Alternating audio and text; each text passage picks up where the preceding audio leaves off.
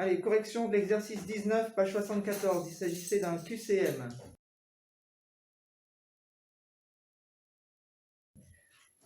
Un des polynômes P de x suivants est tel que P de 1 égale 0 et P de 2 égale 0. Lequel? Alors, avant de chercher la bonne réponse, on organise l'information. On nous dit que P de 1 égale 0, P de 2 égale 0. Ça veut dire que 1 est racine de P de x et 2 racine de P de x également. D'accord? P de 1 égale 0, ça veut dire que 1 est racine. Bon, ça veut dire donc qu'il s'exprime sous la forme A facteur de x moins x1 facteur de x moins x2. Donc x moins x1 c'est 1, facteur de x moins 2. Donc on n'a plus qu'à éliminer les mauvaises réponses. Réponse A, ben, c'est pas bon, hein. Il se factorise par x plus 1, ça voudrait dire que moins 1 est racine. D'accord? Et par x plus 2, ça voudrait dire que moins 2 est racine. Si ce n'est pas évident pour vous, vous appliquez la règle du produit nul. X plus 1 facteur de x plus 2 égale 0, c'est seulement si x plus 1 égale 0, x égale moins 1, ou x plus 2 égale 0, x égale moins 2. Bon. Alors, je vois, il y a le P de x, x plus 1 facteur de x moins 2, non, c'est pas ça. J'ai la réponse D, non plus. Non, la réponse D ne convient pas. Donc, c'est ni A, ni C, ni D, donc c'est forcément B. D'accord? Je vérifie la réponse B. X moins 1 facteur de x moins 2. Bon, bah ici, dans la réponse B, on voit que le A est égal à 1. Hein. D'accord? Donc ici, je remplace A par 1, je développe. X carré moins 2x moins x et moins par moins plus 2. X carré moins 3x plus 2. D'accord? Ce qui donne la réponse B. Ceux qui ne l'ont pas fait, vous n'allez pas me dire que ça vous prenait 50 ans de faire cet exercice.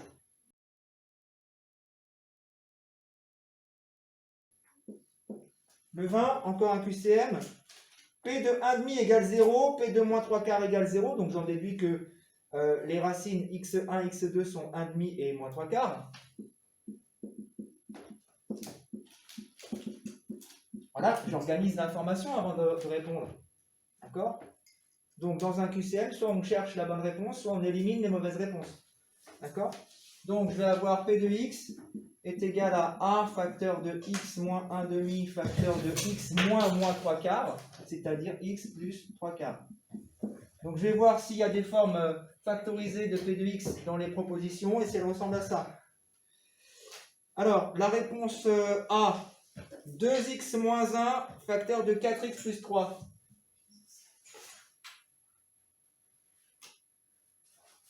Ah bah c'est pas mal ça, 2x moins 1 facteur de 4x plus 3. Il suffit de remplacer, ici on a multiplié par 2, cette parenthèse. 2x moins 1 c'est 2 facteurs de x moins 1,5.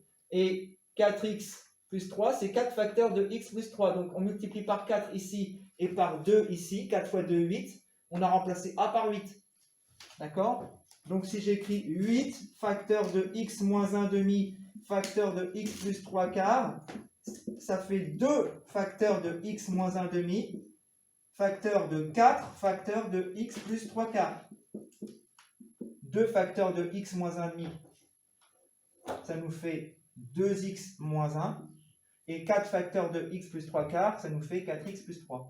Voilà, il n'y a pas besoin d'aller chercher plus loin. On a cherché la bonne réponse. La consigne nous dit une seule réponse exacte. Donc on a trouvé la bonne réponse. Donc c'est la réponse A.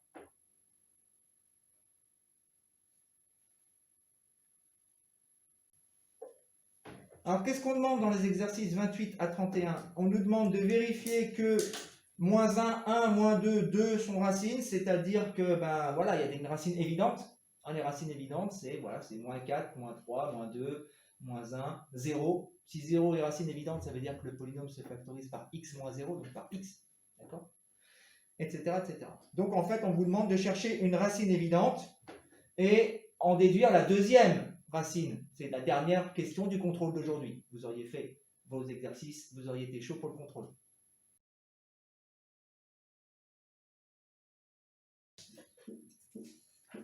P de x est égal à moins x carré plus 4x moins 3. Je cherche une racine évidente. Hein, c'est ce qu'on me suggère dans l'énoncé.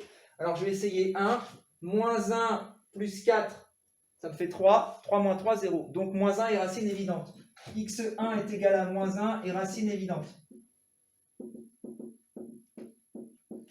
Donc, la deuxième racine, x2, elle est telle que x1 fois x2, le produit des racines est égal à c sur a. Alors, ici, que vaut a? A est égal à, je vous écoute, non, moins 1. A égale moins 1.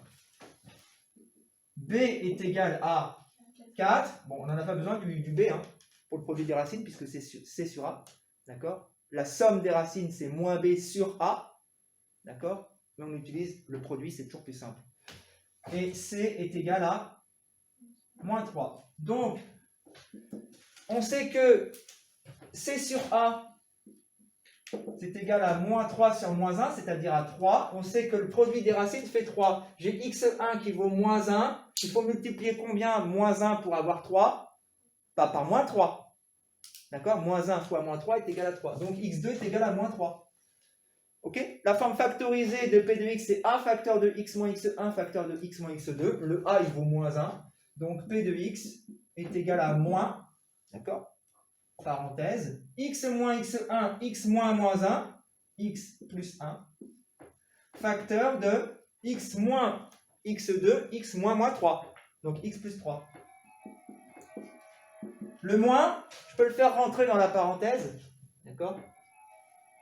Ça fait moins x moins 1 si je veux, d'accord? Ça ne va pas faire plus joli, hein. Mais je peux le faire rentrer dans la parenthèse. Je ne le distribue pas deux fois, hein. Je le distribue qu'au premier facteur ou au deuxième facteur, mais pas aux deux, hein. Regardez, c'est pareil qu'ici. Hein. Quand j'ai fait 2 facteurs de x moins 1,5, facteur de 4, facteur de x plus 3 quarts, je n'ai pas fait 2 fois ça et 2 fois ça. D'accord? Quand vous faites 3 fois 6 fois 7, vous ne faites pas 3 fois 6 fois 3 fois 7. Vous faites dans l'ordre 3 fois 6 et le résultat fois 7. D'accord? Donc, moins x moins 1, facteur de x plus 3. Ok? On pouvait s'arrêter là. Hein. A, facteur de x moins x1, facteur de x moins x2. Le 29. P de x égale x2 plus 5x moins 14.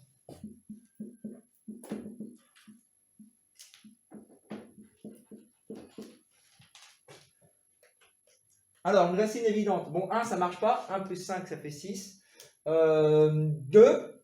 4 plus 5 fois 2, 10.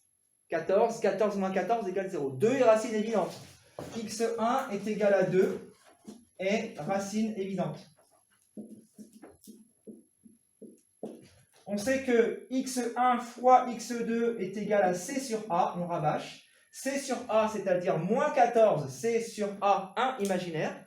D'accord? Donc x1 fois x2 fait moins 14, x1 fait 2, donc x2 vaut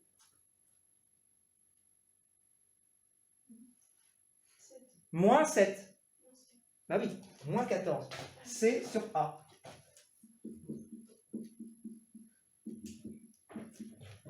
Quand même une petite opération à trou de rien du tout. Ok? Donc P de x est égal à A, 1 imaginaire, facteur de x moins x1, x moins 2, facteur de x moins x2, x moins moins 7, donc x plus 7.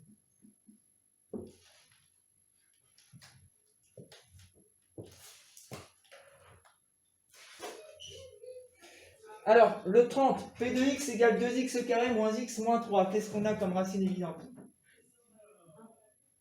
Non, pas 1. 2 moins 1, ça fait 2. Non, moins 1, donc. 2 fois moins 1 au carré. Moins 1 au carré, ça fait 1. 2 fois 1, 2. Moins 1, c'est-à-dire plus 1. 3. 3 moins 3, 0. Moins 1 est racine évidente.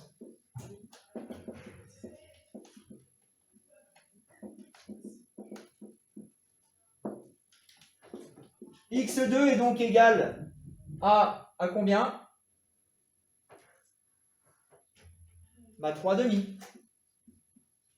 D'accord? On sait que x1 fois x2 est égal à c sur a. c moins 3 sur a, 2. Moins 3 demi.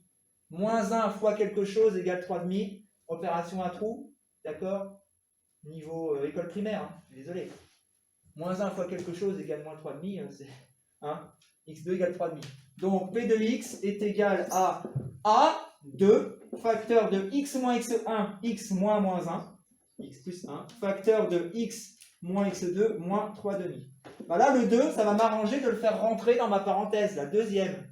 D'accord? X plus 1, facteur de 2x, moins 3.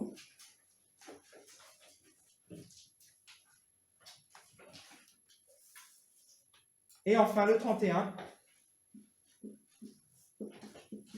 P de x est égal à x carré plus 5x plus 6.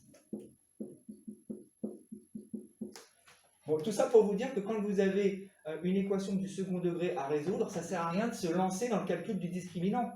D'accord? Vous avez peut-être les racines qui peuvent être calculées de façon évidente. Si vous avez une racine évidente, vous trouvez la deuxième racine. Ça ne sert à rien de faire delta, puis en plus de risquer de se tromper dans le calcul du discriminant. D'accord? Alors, une racine évidente, ici, bah, clairement c'est 1. Hein. 1 plus 5 égale 6. Bah non, ça ne marche pas. 1 plus 5 égale 6, 6 plus 6, 12. Donc là, 1, ça ne marche pas. Moins 1, ça ne va pas marcher non plus, parce que ici, je vais avoir 1, et ici, je vais enlever 5. Ça ne va pas me donner moins 6. Donc, si je veux avoir moins 6 en total, il va me falloir que j'enlève quelque chose, puisque le carré est positif. Ici, il va falloir que ça soit plus négatif pour que ça fasse un total de moins 6. Donc, on va essayer, par exemple, oui, moins 2. Moins 2 au carré, ça fait donc 4. 5 fois moins 2, ça fait moins 10. 4 moins 10 égale moins 6. Moins 6 plus 6 égale 0. Donc, x1 est égal à moins 2 et racine évidente. Très bien. x2 est donc égal à... Je sais que le produit des racines fait... C'est quoi la formule de cours? L'automatisme. Produit des racines, c'est encore écrit au tableau. C sur A. D'accord? On va bien retenir que le produit des racines, c'est C sur A. La somme des racines moins B sur A, c'est piégeux parce qu'on va confondre avec alpha égale moins B sur 2A. On va plus savoir si c'est plus ou moins. Donc moi, je vous conseille, non pas d'oublier que la somme des racines, c'est moins B sur A, hein, mais de plutôt mettre votre effort sur le fait de retenir x1 fois x2 égale C sur A. Donc C sur A, ça fait 6 sur 1, 6. Moins 2 fois combien est égal à 6? Moins 3. Parfait. Donc P de x est égal à 1, imaginaire, hein, c'est le A, facteur de x moins x1, facteur de x moins x2. Première question du contrôle. Hein. Donner les différentes formes d'un polynôme du second degré. Hein, c'est A facteur de x moins x1, facteur de x moins x2, ax carré plus bx plus c, et A facteur de x moins alpha au carré plus bêta, avec alpha est égal à moins b sur 2a, et bêta est égal à p de alpha. Ah, c'est du cours. Ah là, même vous ne levez pas les bras au ciel en disant, oh, Eureka, j'ai su. Mais si vous ne savez pas ça, c'est un problème. Surtout après avoir fait tous vos exercices sur la BOMEP. Hein. Vous avez rabâché ça, hein, vos exercices sur la BOMEP. Donc, on a dit A, un imaginaire, facteur de x moins x1, x plus 2, facteur de x plus 3. Voilà pour ces exercices qui étaient à faire à la maison.